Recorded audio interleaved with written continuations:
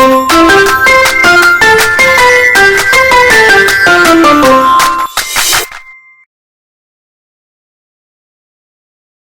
araw mga bata! Magandang araw po, teacher. Bago tayo magsimula, itumayo muna ang lahat at tayo ay mag-usap. Sa ngalan ng Ama, ng Anak, ng Espiritu Santo. Amen. Okay, maaari na kayong umupo. Meron bang lumiban sa ating klase ngayon? Wala po, teacher. Mahusay kung ganon. Bago tayo magsimula sa ating talakayan, ano ang tinalakay natin kahapon? Ang kinalalagyan ng aking bansa po, teacher. Magaling! Ngayon ay may papakita ako sa inyong 4 na larawan at pipiliin ninyo sa flip chart kung anong karapatan ang ipinapakita nito. Una, anong karapatan ito? Karapatang malaya po, teacher. Magaling, ito ay karapatang malaya. Pangalawa, anong karapatan naman ito? Karapatang mag-aaral po. Mahusay. Pangatlo, anong karapatan naman ito? Karapatang mabuhay po, teacher. Magaling. At ang panghuli, anong karapatan ito?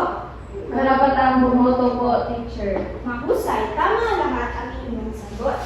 Sa inyong palagay, anong tatalakayin natin sa araw na ito base sa mga nakita ninyong mga larawan? Ana? Tungkol po sa karapatan na tungkulin, teacher. Magaling, mahusay. Bago tayo tumungo sa ating aralin, basahin muna natin ang ating mga layunin. Pakibasa ang ating mga layunin. Natatalakay ang mga karapatan ng mga mayang Pilipino. Natatalakay ang mga tungkulin kaakibat ng bawat karapatang tinatamasan. Na ipapakita ang pakikilahok sa mga programa at proyekto ng pamahalaan na nagtataguyod ng mga karapatan ng mamamayan. Ngayong araw, pagtutuunan natin ng pansin ang tungkol sa mga karapatan at tungkulin ng mamamayang Pilipino. So ano nga ba ang ibig sabihin ng salitang karapatan? Ang karapatan po ay dapat nating matamasan bilang tao. Mahusay. So, ang karapatan, pakibasa ang karapatan. Ang karapatan ay mga bagay na nararapat matatanggap ng bawat tao upang maging maayos, ligtas at patas ang kanyang pamumuhay. Ito ay nagbibigay proteksyon sa atin at tumulong upang igalang ang ating pagkatao bilang isang mamamayan. So, ang karapatan ay isang bagay na nararapat na ibigay sa bawat mamamayan. Ibig sabihin, ako ay may karapatan, ikaw ay may karapatan, at lahat tayo ay may karapatan. Ano naman ang ibig sabihin ng salitang tungkulin? Ang tungkulin ay responsibilidad o dapat natin gawin po. Mahusay. Pakibasa ang tungkulin. Ang tungkulin ay mga gawaing inaasahan sa atin bilang kapalit ng mga karapatang tinatamasa natin. Ito ay dapat nating ginagawa upang makatulong sa pamilya, paaralan at pamayanan at upang maging mabuting mamamayan ng bansa. So, ang tungkulin ay isang bagay na nararapat na maisagawa o may sakatuparan ng isang tao. So, kapag may karapatan ay mayroon ding tungkulin na dapat nating bantayan. Ngayon, tignan natin ang mga halimbawa ng mga karapatan at ang mga tungkulin na kaakibat nito. Una, karapatang mabuhay. So, karapatan nating mabuhay at makita kung gaano kaganda ang mundo. At ang tungkulin kaakibat naman ito ay magtrabaho para sa sarili, pamilya at bayan. Pangalawa, karapatang bumoto. So kapag tayo ay nasa tamang edad na, may karapatan tayong bumoto. At ang tungkulin kaakibat naman ito ay iboto ang karapat-dapat sa tungkulin. Pangatlo, karapatang magkaroon ng ari-arian. So kapag tayo ay nakapagtapos na ng pag-aaral, ay mayroon tayong karapatan na magkaroon ng bahay, lupa o mga ari-arian.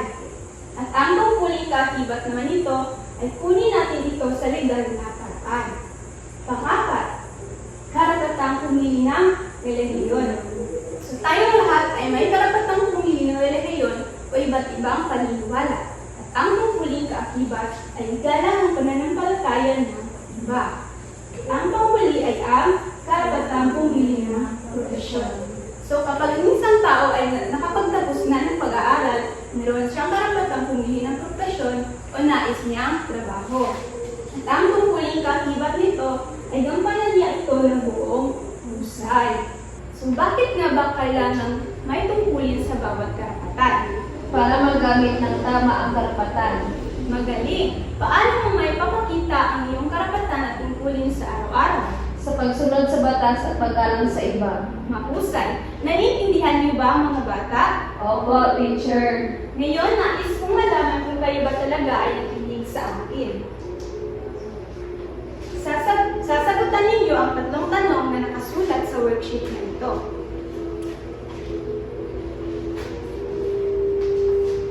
Tapos na ba kayo mga bata?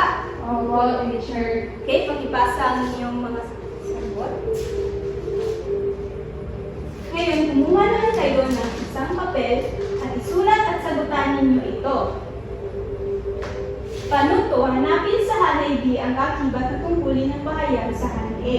Isulat sa papel ang titik ng tamang sagot. Tapos na ba kayong isulat mga bata? Opo, teacher. Okay. At bago tayo matapos ay isulat niyo ito, isulat niyo ang sagot sa tanong na ito. Ano ang magagawa mo bilang mag-aaral upang makatulong sa mga programa o proyekto na nagtataguyod ng karapatan ng bawat mamamayan?